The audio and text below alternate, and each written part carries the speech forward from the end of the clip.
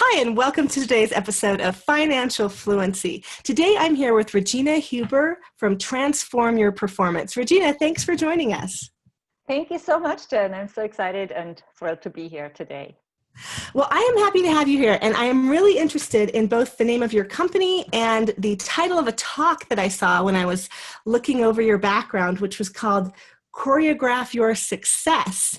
I love this idea of bringing dance or the angle or element of dance into the idea of business success. Can you talk to us a little bit about how you arrived at that? Sure. So I did not grow up with dance at all. I actually grew up in a tiny little village in Germany, and there was no such thing, so I didn't have access to dance early on in life, but it's really become a passion. So dance has really become my way to recharge my batteries, my inner batteries. And it's also taught me a lot. It's taught me a lot about confidence and presence, which are two very important elements of my coaching practice.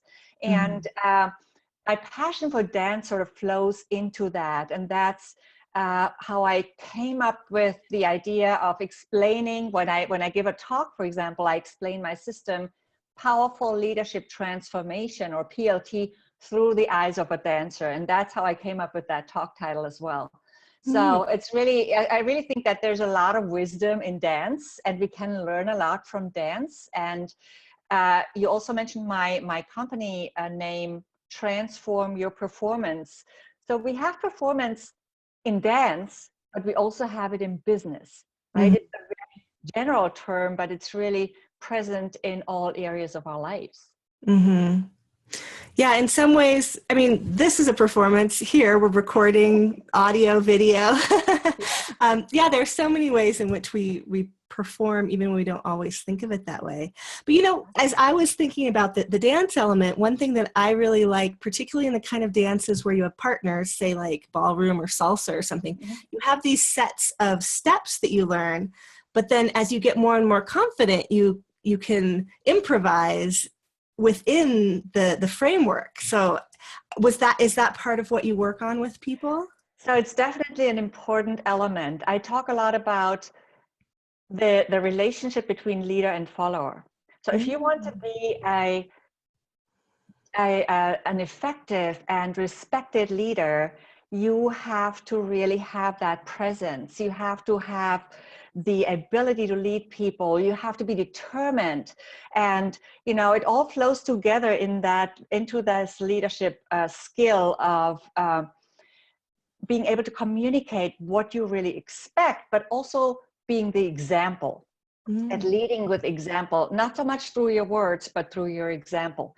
And in my system, I talk about an empowering mindset, a body conscious presence. This is also where dance comes in a lot.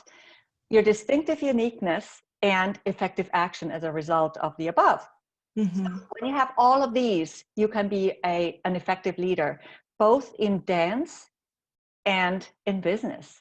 Because once you have, an empowering mindset and your distinctive uniqueness, you show up as somebody who's an expert and who's unique in your style, whether that's a leadership style or a dance style, and as somebody who shows up with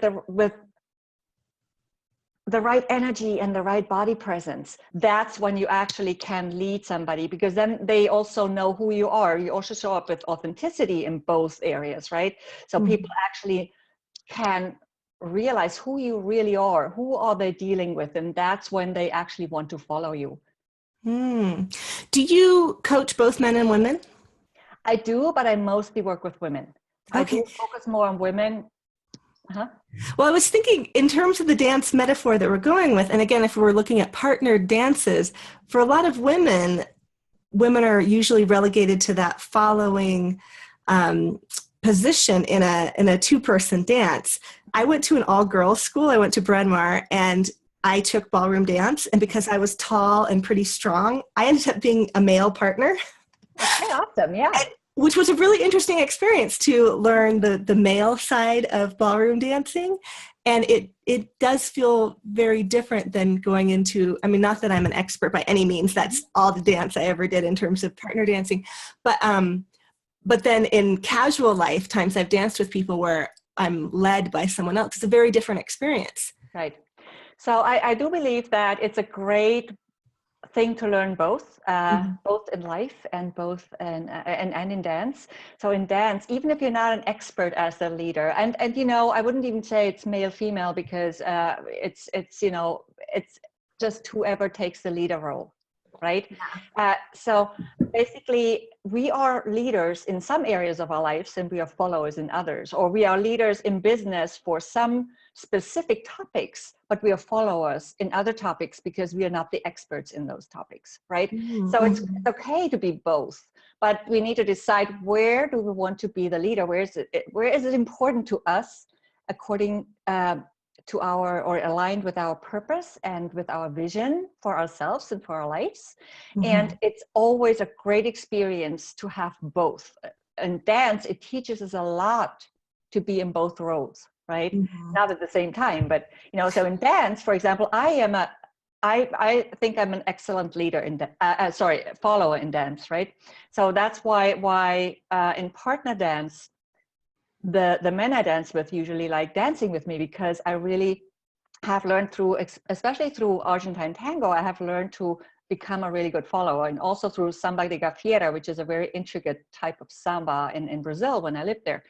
But in other areas of my life, I want to be the leader, and that's fine, Well, in terms of the physical presence part that you were talking about, your body presence, do you find that women need to work on how to sort of exude the leader presence more than men? Or I'm thinking, because we have a mainly female audience here. So it's not, I don't want to generalize too much, but when you do not have a natural, when you're not either naturally confident, or you don't have access to, or you just haven't been in touch with anything that's more body related, like yoga, like dance, or other specific physical or energetic activities or studies, then oftentimes we forget about that part. And it's so important, because so I often hear 90% is showing up. I actually don't necessarily always agree. I think 90% is how we show up. Because if I go to a networking event and I show up in a weakened state, sometimes it's actually better to stay home. I don't disencourage practicing and getting better, of course, it's part of it, part of the process. But I have a very specific example when I went to a networking event in the past, and I just shouldn't have gone, because I had a specifically weakening experience that day with a specific message, and the whole event did not work for me, and it's actually not great sometimes for our image or that of our business when we show up in that state. So I'm not saying, oh, never go when you don't feel confident, because we need to practice our confidence at networking events and at other events. However, there are certain circumstances when we just really need to prepare a little more, and I missed out on that night. So if I had prepared, I could have changed my energy, Yeah, well, and that's being aware too. I feel like in America particularly, we try to deny illness. I don't know if you've ever noticed this. And it's probably because a lot of people don't have much paid sick leave, or they feel like they have to save it up for, well, moms sometimes have to save it up for their kids when their kids are sick, or if you are caring for an elderly parent or something. So a lot of people go to work sick. And I think in so many ways that's bad. For one, will spread illness, but also just you aren't showing up able to do your work in the best way. And but we feel like, I think a lot of people feel this pressure to show up no matter what. And being aware that sometimes you need to step back and stay home I think that's a good thing to notice. Yeah, and also just because oftentimes you drag it out and it actually gets worse. Yeah. So, yeah. And sometimes we need to listen to our bodies, right? Yeah. That's just an important part of us. Our body is not separate from us. It's not just a tool. It's who we are. It's a part of who we are.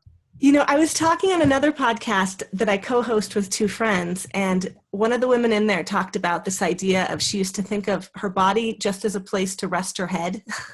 Like she thought everything important was up here, and that her body was just there to support the brain and the head and the work. And that now she's doing more work with both nutrition and exercise and different things. But I thought that was such an interesting metaphor. And I feel like I know a number of people who kind of feel like they kind of wish they didn't have to do so much to take care of the body. They almost resent the time that it needs. Right. So our body is actually, all our body parts have their own consciousness.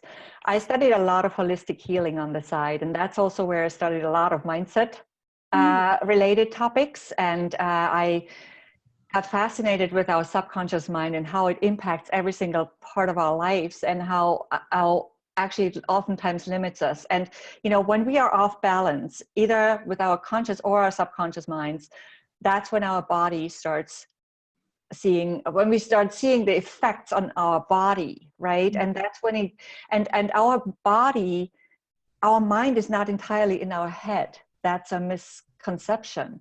Mm-hmm. Our mind is actually spread out through our body, and it's now also scientifically proven that a part of our brain is actually connected with our gut, and that's why we say we have the gut feeling. Yeah, go with your gut. There's a lot to talk about in this area. It's a very rich topic, so it's probably a little too much for this specific session. But we just really need to realize that our body is not separate, and it's not just a house we live in. It's really an integral part of who we are in this material world. It is. That's great. So you help people get in touch with all of that as they're working towards success in business? Is that how you help people? Yes. So it really depends on every single person's requirements, specific situation, what we focus on more. Okay, many women want to focus more on mindset because they want to feel more confident, they want to move ahead in their careers, but it's all related. It's not separate. Again, even our personal lives are not separate from our business lives. That's why I never talk about work-life balance ever. I don't think it's a work-life balance. Work is part of life. So what I work with my clients on in private coaching is their specific situation, how they can step into their power, possibly into a leadership role if they want that, how they can improve their situation and move forward, how they can make money make more money by moving forward, of course, as well. And oftentimes women tend to slow themselves down, either because they don't think they are good enough or qualified enough, or just because they cannot find their subconscious barrier that they need to move through. And we also can go into that subconscious arena where we really, in that subconscious world, which makes up about 95%, if not more, of our behavior. Actually. Yeah. That's interesting. Yeah. And then I also really like to help them, when it comes to speaking up in meetings. Many women experience difficulty with that. They either feel hesitant to speak up in meetings, they don't feel visible, and we can increase that visibility not only through our words, but also through specific behaviors, through where we sit in a meeting, but also how we prepare energetically before we even go into a meeting. And that's a very big part of my teaching and of my coaching. And it's also included in my book, Speak Up, Stand Out, and Shine, which is a book for anyone who has an important message to share. And I think that's basically all of us. We just don't always realize it, but it's really important to get our message out to the world, whether we're in corporate or entrepreneurs or artists. Artists are also entrepreneurs, but, in all areas. And in this book, I share 26 tools that help us show up with more power for any speaking situation and speak powerfully in any situation, whether that's a meeting, whether that's a podcast, whether that's speaking in front of a big audience or a small one, or on a video, in a job interview. It doesn't really matter. Oh, that's great. And I do have to apologize. Normally I read the books that my guests have written before they came on, I missed this one and I apologize. I have it on my list and it's on my Kindle right now. So I'm going to read it, and probably before we put this out, I will add in my takeaways from it. So I'm sorry I didn't read it before, but I'm excited to check it out. That sounds like a great book. So it's available. It's available on Amazon, Amazon, both as paperback and as Kindle. Yes. Okay, great. So you mentioned earlier living in Brazil. Yes. So, and you're from Germany. Yes. Tell us a bit about how you've moved around. Is this all with your current job that you live in different countries? Or tell us a bit about your story, your background. Okay. Yeah. So my coaching practice is basically a result of my eclectic background. I would say I would call it eclectic, because it's quite diverse in the sense of the diversity of experiences I've had so far. So I grew up in a tiny little village in Germany, but I soon noticed that I was actually a city girl, and I really wanted to get out to the world and travel. That, that was just my big vision, probably already as a shy little girl, although I didn't know it at the time, right? So I ventured out. I moved to Munich at the age of 19, and then at 26, I moved to Spain, and I actually hadn't even studied Spanish. I hadn't, I just had to learn it on the spot, and I'd never been to Spain, but it just came up as an opportunity, and I figured I had to grab that opportunity, right? So that's what I did, and after that, I spent some time so I spent a lot of time working with Portugal, and this is how I learned Portuguese. And after that, I spent some time in Brazil, a limited period of time, moved back to Germany. Then again, I had one foot outside of Germany all the time. I felt like, it's nice to be back, but I also want to leave again. So there's just more to the world, right? And so I went to Argentina, and then the crisis hit, and I moved back I had left the Boston Consulting Group that I had worked for about 16 years. Well, actually, at the time, 13 years. And then they hired me back in San Francisco for 3.5 years. And after that, I had a bed and breakfast in Argentina, in Buenos Aires. And then I wanted to change, and I moved to Brazil, and that's where I lived before I came here to New York. And in all this, dance has been in my life.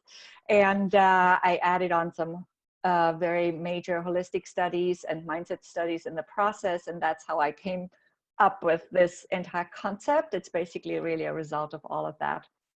Wow.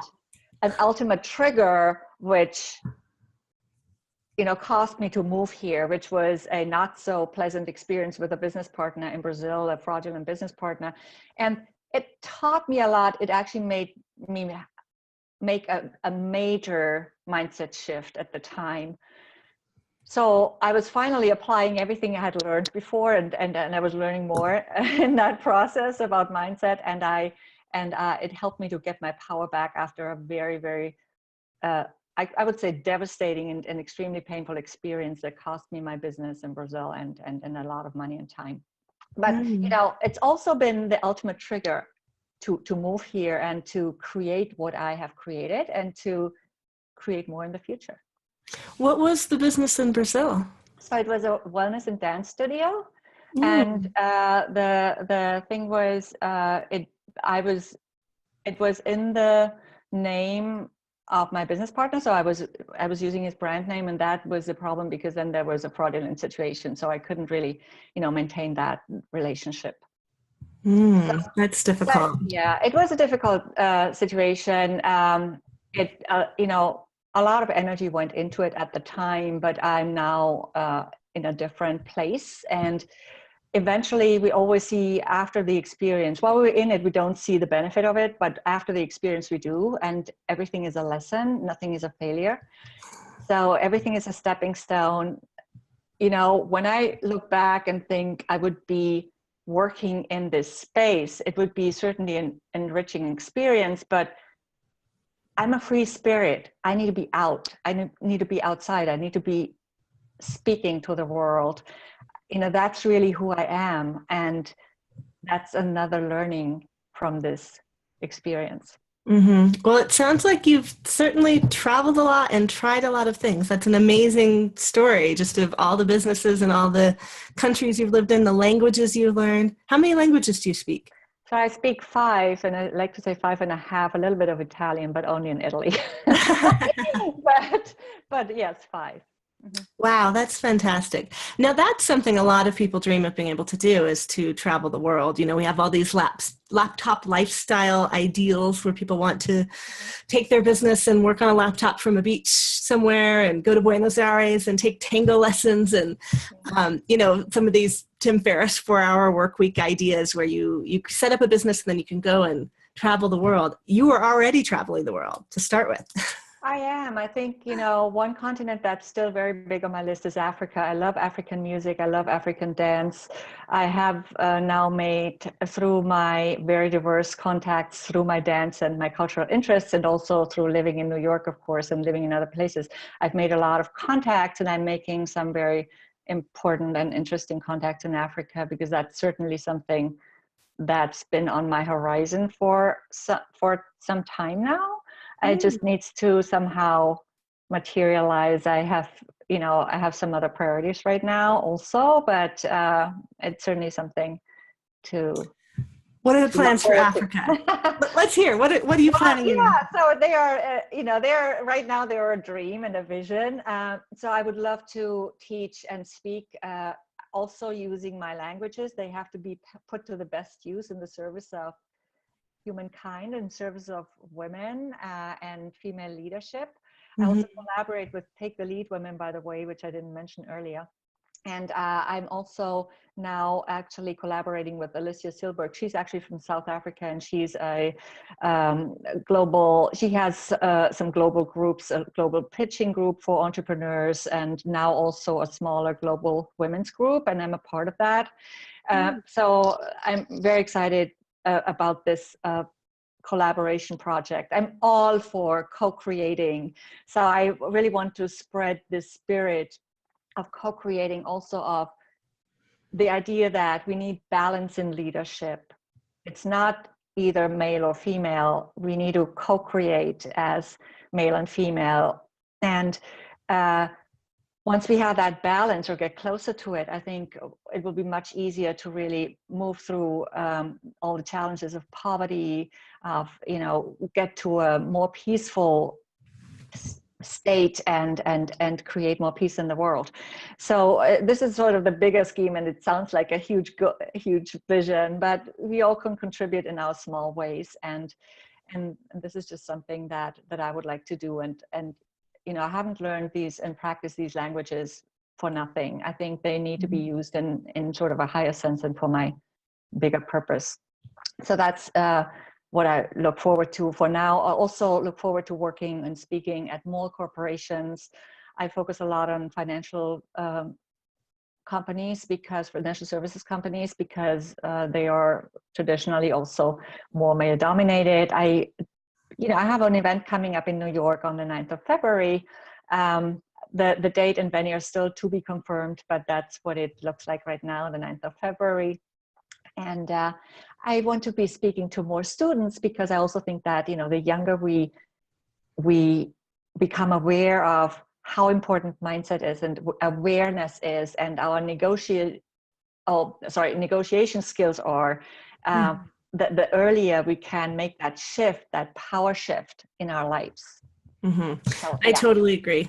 There's so many things. I mean, actually, part of this podcast and a lot of the stuff I've done with financial platforms in terms of women is, God, I wish I knew this stuff earlier. I wish I understood this in college and shortly after college, because I feel like I spent a lot of time kind of unaware of my role in finance overall and what my personal finances meant for my future, and then for women and power and wealth overall, So I feel like that is so important, and the earlier people learn about it, the more they can do with it sooner in life. Right. And that's why I also partnered up with the Financial Women's Association. I became a member, and I'm a co-chair of one of their committees. So what group is that? The Financial Women's Association. Oh, okay. We're going to have to put a lot of links to a bunch of things you've mentioned here. Sure. For sure. Very exciting. Yeah. Now, in terms of your travel, do you have a big map somewhere, and are you coloring in all the countries as you go to them? I don't. And usually, I actually traveled even more in specific countries when I didn't live there. Like in Brazil, I traveled more when I didn't live in Brazil because then you get so busy and and you don't always have time. But I wish there was more time for travel actually, and I'm sure it'll come back as I speak more to different audiences in the future. Yeah, because we all need to get our message out. I always say, this would actually be part of my message to your audience also. Really get your message out. We women oftentimes are told to be humble, but I think playing big is really the new humble. It's, we think we cannot stand out, we cannot distinguish ourselves because that's not humble. So in some way, it also plays into the meeting behavior that we talked about earlier, right? It's oftentimes subconscious, but it requires courage to play big. And when we play big and we really take our role in society and in our economy and in our communities, that's when we are the humblest, because that's when we actually step up to our purpose and to our calling and to the specific role that we were given. That's why we received all these specific talents and gifts, and that's why we are all different. We all have a different role in this world. And that's why I also love the topic of uniqueness so much, because it actually takes away that pressure of competing all the time. It's when we are fully aware of our uniqueness, what I call distinctive uniqueness, competition sort of becomes irrelevant. Well, I do feel that as you kind of move up to a wider and wider field in the world and have more power of different kinds, that's when you are kind of obligated to be more of service. The people with the most power should be serving the most people. Right. Yeah. Right. And as I'm saying that, I'm obviously somewhat thinking politically here in the United States, but we definitely don't need to get into a political discussion for sure.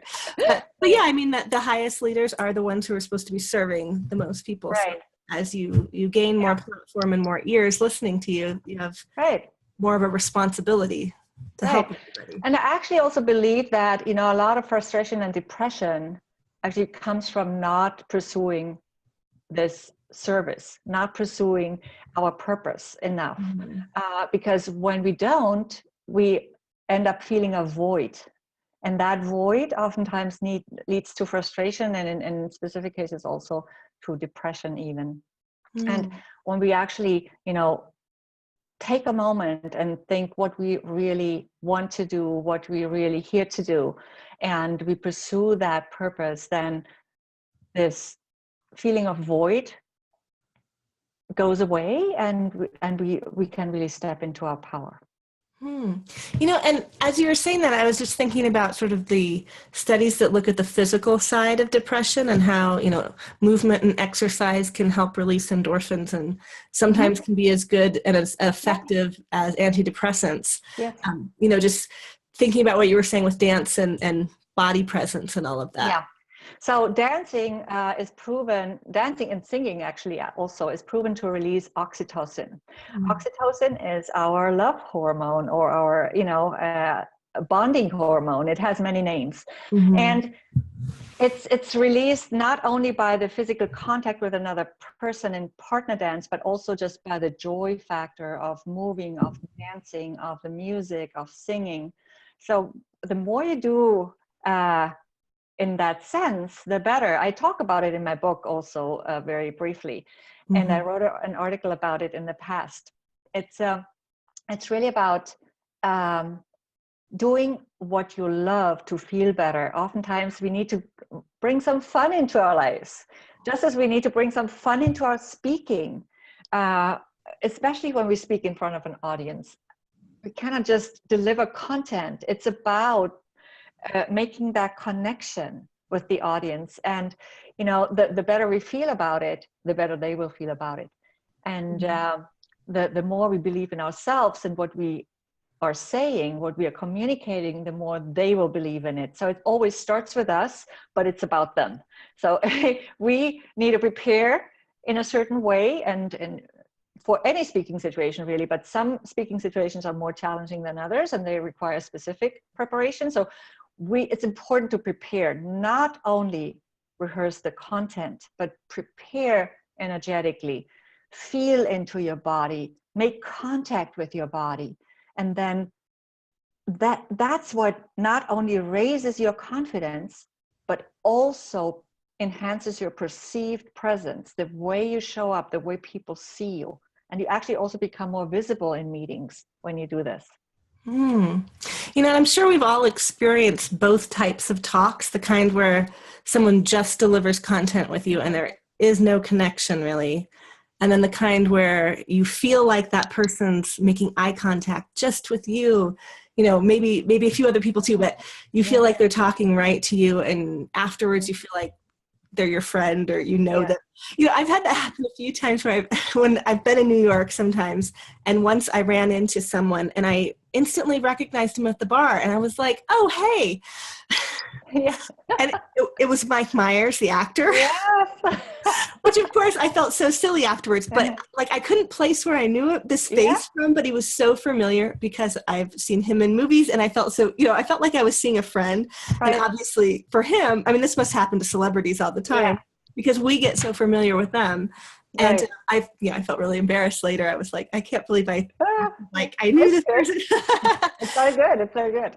But I think it's the same thing with talks too. I mean, when someone's up on a stage, there are times where you're like, you can feel in your chest like, oh, I know exactly what they're talking about. They so get me. Yeah. Yes. And it's a great experience. Yeah, because your presence speaks louder than your words. It really does, you know. It really does. I mean, you know, it's also important to make an emotional connection. That's why we tell stories as speakers. That's why so many successful business owners or even also CEOs nowadays, they take storytelling classes, or they are just really good storytellers, you know. But they use stories because it's part of who they are, and that's what creates a connection. Yeah, and actually I really appreciate you telling the story about the fraudulent partner and the failed business too, because I feel like on some podcasts and some shows where you only hear from super millionaires who've had these giant successes and they don't talk about difficulties and failures, the rest of us who are in the midst of difficulties and failures can't connect. You know, when if you're struggling to make your rent and you hear someone talking about, well, when I broke into 7 figures and then I bought my jet, and, you know, you feel like there's just this gulf between you. It's so nice to hear the stories of kind of what happened along the way. Yeah, absolutely. I think, you know, when I hear women say also, you know, I was so afraid to walk away from my 7-figure job to create this business, I say, excuse me?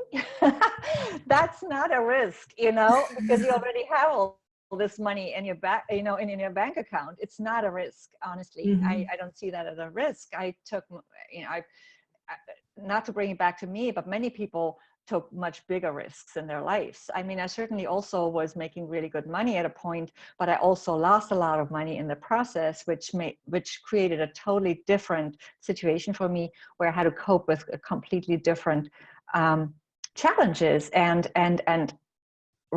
re-upgrade my mindset, or actually upgrade it to a higher point than where I was before, and create more awareness and hit the reset button at some point, and have the courage to move to a different country again and start from scratch and clean up the mess with all that involved. And, you know, it was a lot of work. And I'm sure it was. And it's a very different situation. If I had just built my business, the first time it was not hard, I have to say. I just put all my money into this with all the good faith. I took a lot of risks, even by you know, even only by transferring that money to Argentina, which at the time was quite risky.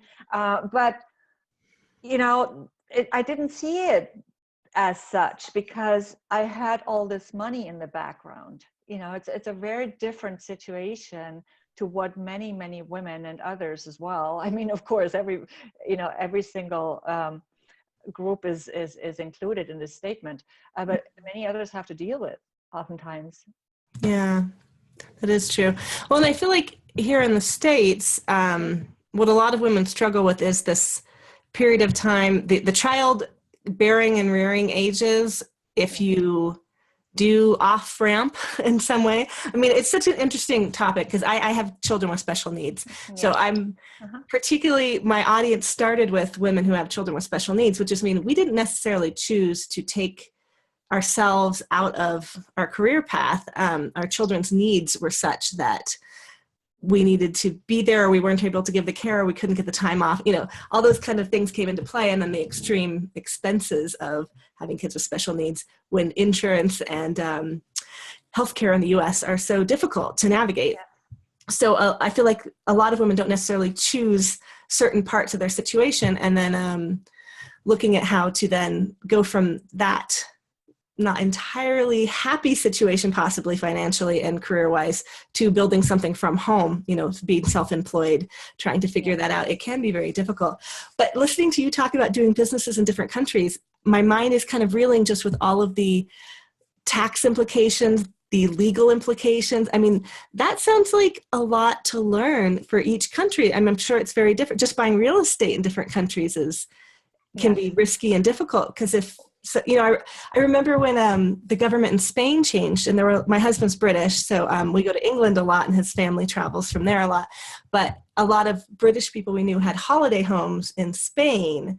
And when the government changed, what was this, 2005 or 2006, there was this worry of, oh, wait a minute, what's going to happen with the ownership of these properties and the taxation? And you know, when governments change in countries that you don't live in and you're not a citizen of, it can really affect your property ownership, your business ownership, your taxation, all kinds of things. How do you feel about all that?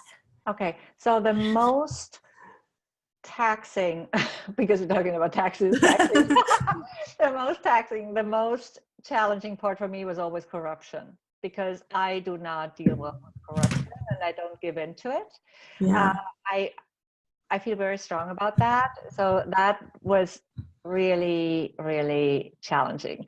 It started in Argentina. In Argentina, you know, I had an investor's visa in both countries. So what that means is I had to invest a certain amount of money. I invested much more than that, of course, because I actually did buy property for the bed and breakfast. And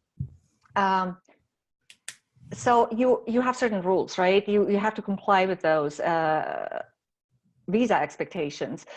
So I had to open my business in a year. So I actually found a house and I had it built out despite the slow pace, sorry, at which that happens in Buenos Aires. But I did make it work. I had an employee before the end of the year. So I complied with the 12 months deadline that you have as an investor. But they don't give you a license within that time. So it's like, so you can't operate. You can't. I had to operate because of my investor's visa, but I wasn't allowed to because I didn't have the license. So what happens, actually, they don't give you a license in several years. And all the other bed and breakfasts, not all the other ones, but I know of specific ones who didn't either, but they were just, you know, probably, that's my suspicion, because these people were making their rounds, they were just probably passing money. So I never gave in to those attempts. So I was fined eventually, but I actually won the lawsuit against the city of Buenos Aires, because I really fought it, because it was just not, you know, there was just no basis for this. And I was lucky. Well, luck doesn't really exist, but you know what I mean. So I had a female judge who was very much against corruption. So when I mentioned that I was asked for money, she all of a sudden listened up, right? So that was really good. So I won that lawsuit. Then of course, it even got worse in Brazil. You know, also dealing with condescending civil servants was really hard sometimes, because they would just tell you in the face that they were in the stronger position. They would just say, oh, you know what, I have this service, I have this job because I know that I don't have to work, I just get paid.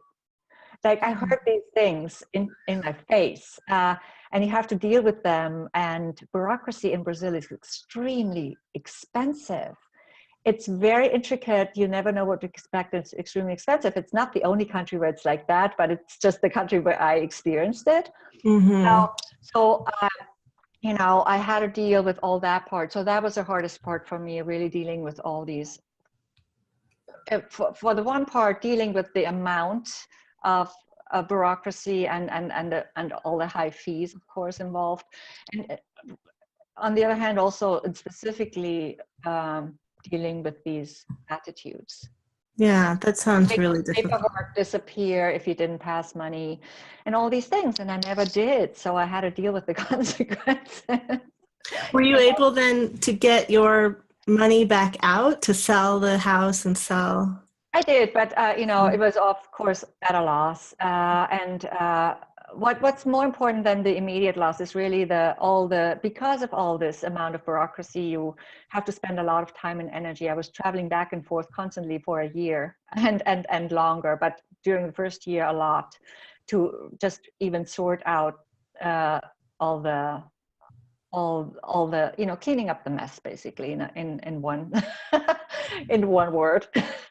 And it's just what it is. It's what it is. So I missed out on a lot of money making opportunities during these times because it was basically a full-time job. Yeah, that's really frustrating. And I know my husband immigrated to the US here to be with me and to get married. And the year that we were stuck, kind of, we got married the month after 9/11, and they refused to do a change in status for his visa. So he had to leave the country after 90 days. So, and he couldn't re-enter the US until his paperwork was finished. So we had a year where we decided to both spend outside of the US, which was really interesting. And we had a period of time where we wondered if we should move to Australia or New Zealand, where we spent a lot of time.